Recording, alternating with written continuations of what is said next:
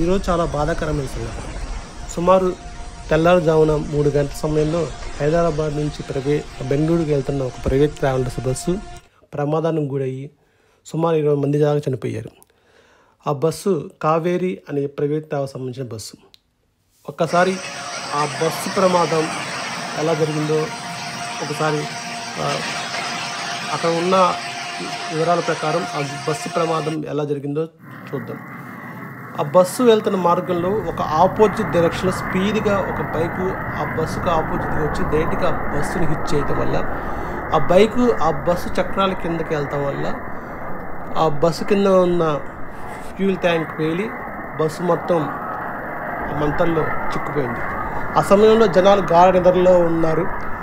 Exit doors కూడా సరిగ్గా లేవు. సో జనాలు ఇటువైపు వెళ్ళే మార్గం లేదు.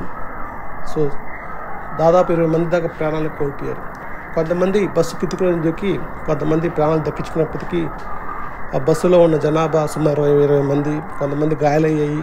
అలాగే బైక్ నడిపే వ్యక్తి కూడా చనిపోయారు. ఏది ఏమైనా ఈ బస్సు ప్రమాదం చాలా బాధాకరం. ఇక ఆ బస్సు విషయానికి వస్తే ఆ బస్సు మీద సుమారు 20 దాకా చలానాలు ఉన్నాయంట. బస్సు స్పీడ్గా వెళ్తాం, ఎగ్జిట్ మార్గాలు లేకపోతాం, ఇలా 20 ఫైన్లు. అంటే పోలీసు వాళ్ళు ఆ బస్సు మీద అన్ని ఫైన్లు చలనాలు ఉన్నప్పటికీ ఆ బస్సు ట్రావెల్స్కి ఎలవ్ చేయడం వల్ల ఇలా ప్రమాదాలు జరిగాయి.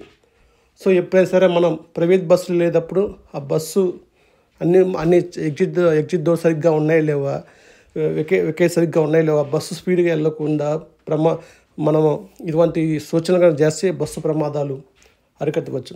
ఏదేమైనా హైదరాబాద్ నుంచి చాలా స్టేట్లకి, ఆంధ్రప్రదేశ్కి, బెంగళూరుకి, చెన్నైకి బస్సుల ద్వారా, ప్రైవేట్ బస్సుల ద్వారా 5 ఎంప్లాయీస్ చాలామంది వాళ్ళ ప్రదేశాలకు వెళ్తూ ఉంటారు. ఇటువంటి సమయంలో ఇలాంటి ప్రమాదాలు తరచుగా జరుగుతూ ఉన్నాయి. చాలా బాధాకరం. ఈ ప్రమాదాలు జరగకుండా దేవుని ప్రార్థిద్దాం.